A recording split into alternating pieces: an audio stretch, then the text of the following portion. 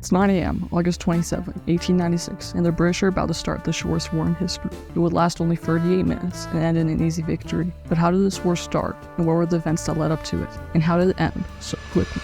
It starts where all good stories start, by introducing the scramble for Africa in the 19th century. Because in the late 19th century, Britain was expanding its control in East Africa, and more specifically, Zanzibar. Zanzibar had been expanding itself, its economy, in the first half of the century, but that was under the rule of Said ibn Sultan, and the new guy, Barkash, started to give away some of Zanzibar to both the British and Germans. The sultans who came after him did the same thing, and by the time 1890 rolled around, Zanzibar's mainland was ruled by the Germans, and the main island by the British. The Sultan was still allowed to rule, but with little power.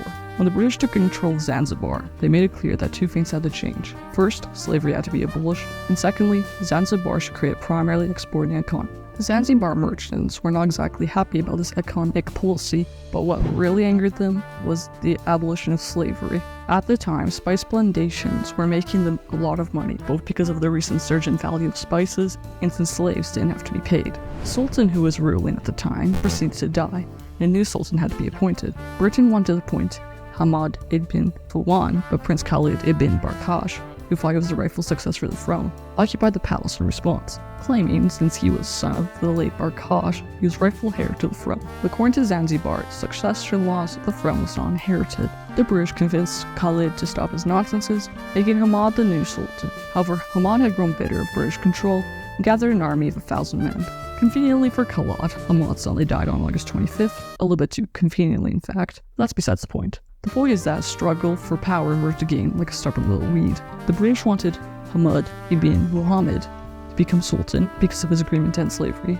However, Prince Khalid disagreed, declared himself the rightful sultan, seized the palace, and surrounded it with 3,000 soldiers. They were also supported by a small battery of artillery and the armed royal ship Lascaux, which was situated in Arbor. The British were fleeing around this time, and they quickly rallied up 400 troops and marines. 5 British ships also came into the harbor. The British then sent a message demanding Khalid to surrender by 9 a.m. August 27, or get decimated by their fleet.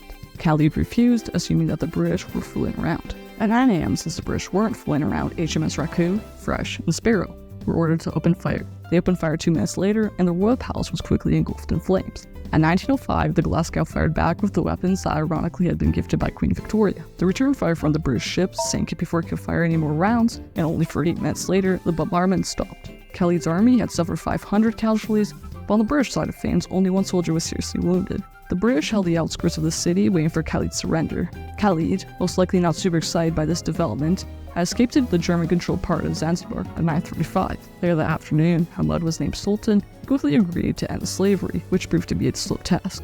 10 years later, only 18,000 slaves have been freed out of the 60,000 estimated to live in Zanzibar. The war is without doubt the shortest in recorded history, but the exact length is unclear. The war either started when the order to fire was given at 9, or when the bombardment actually started at 9:02. The time the war ended is also not clear. The HMS St. George recorded a time of 9:35, Thrush 9:40, Raccoon 9:41, and Philomel and Sparrow 9:45. Because of this, the war could have lasted anywhere between 33 and 45 minutes. 38-minute duration of the bombardment starting, and the Thrush's recorded time is the most quoted. After their defeat, Zanzibar did not fancy revolting again. The British removed their control in 1963, forming the modern-day country of Tanzania. If this video gets 500 likes in a month, I'll make a video about the longest war. Bye.